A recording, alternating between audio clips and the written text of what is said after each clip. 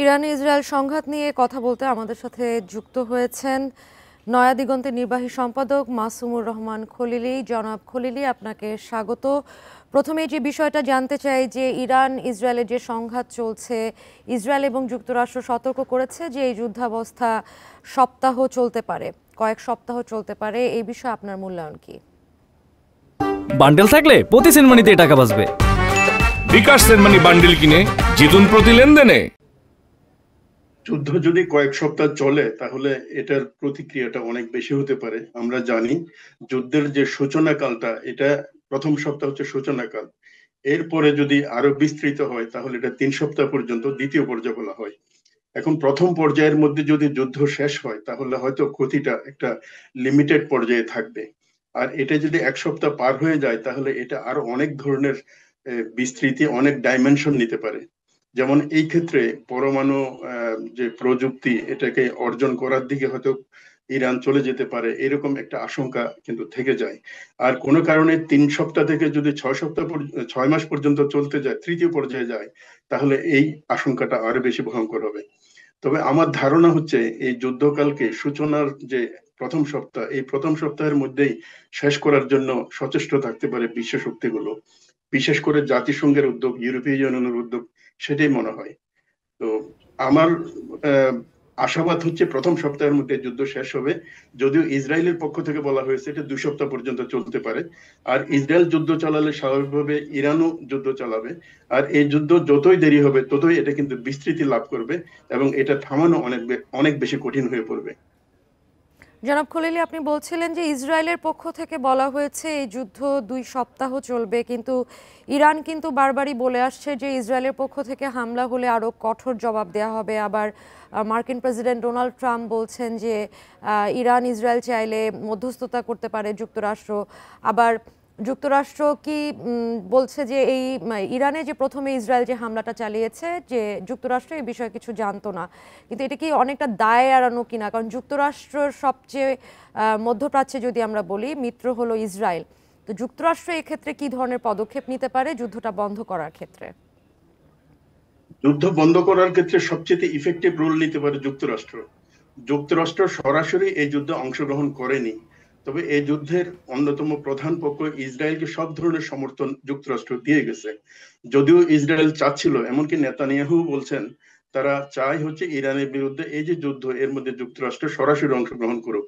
যুক্তরাষ্ট্র তার গোয়েন্দা রিপোর্ট থেকে শুরু করে অস্ত্রশস্ত্র সরবরাহ করা এবং অন্যান্য সহযোগিতা সবগুলোই ইসরায়েলকে দিয়েছে এবং কন্টিনিউ করে যাচ্ছে, কিন্তু সরাসরি যুদ্ধে অংশগ্রহণ করে নাই।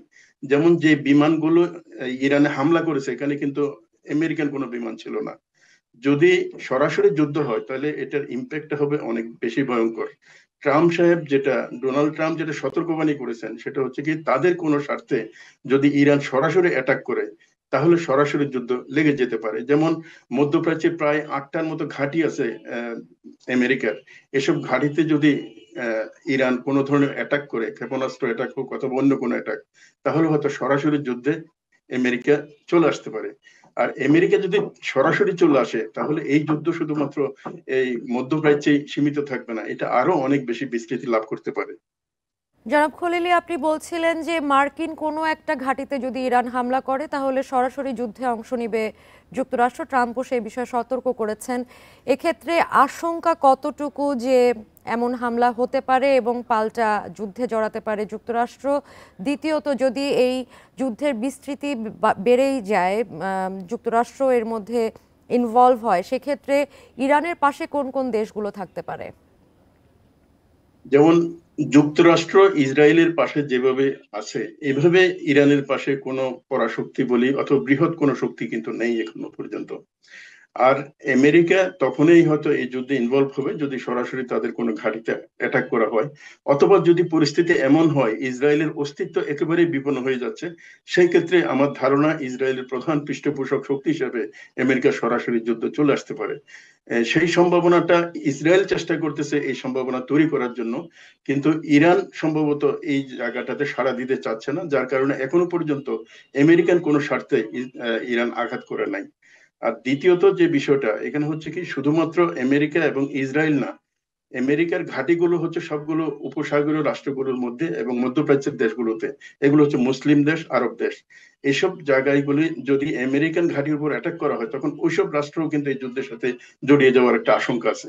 ফলে এই জিনিসটা যদিও একটা আশঙ্কা, কিন্তু সম্ভাবনা আমার কাছে এখনো মনে হচ্ছে খুব বেশি না। কারণ মধ্যপ্রাচ্যের এই অঞ্চলে যদি সর্বব্যাপী কোনো যুদ্ধ শুরু হয়, তাহলে পুরো বিশ্বের মধ্যে একটা কলাপস করার মতো পরিস্থিতি তৈরি হতে পারে। যেমন আপনার তেল থেকে শুরু করে সকল ভোগ্য পণ্যের দাম বেড়ে যাবে। আর আমরা জানি হচ্ছে মধ্যপ্রাচ্যটা হচ্ছে পৃথিবীর হৃৎপিণ্ডের মতো। এই জায়গায় যদি কোনো একটা সংঘাত খুব প্রলয়ঙ্করী রূপ নেয়, তাহলে এটা অন্যান্য অনেক জায়গায় ছড়িয়ে যায়।